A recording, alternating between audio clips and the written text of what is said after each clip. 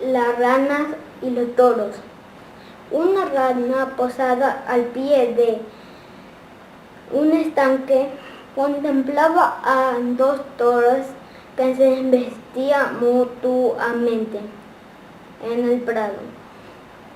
«Mira qué riña tan salvaje», dijo una compañera que estaba por allí.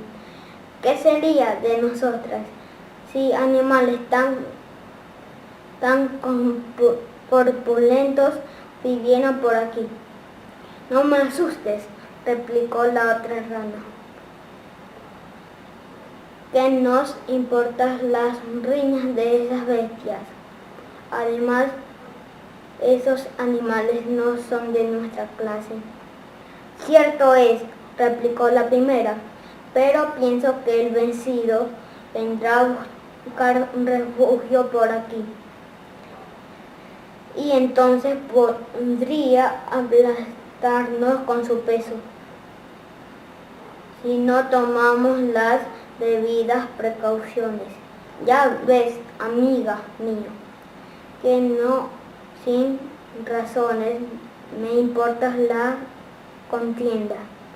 Moraleja: más vale prevenir que lamentar».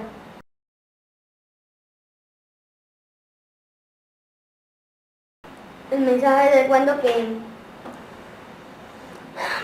que una rana estaba posada como un estanque, pero después vio unos toros, le estaba viendo cómo se embestían.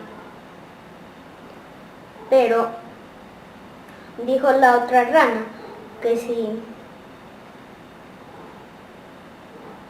el vencido probablemente vendrá a buscar refugio por aquí, y así la podría aplastar. Y así como el mensaje es, por eso la moraleja dice, más vale prevenir que lamentar, porque probablemente podría buscar refugio por donde él está. Gracias por escucharme y chao.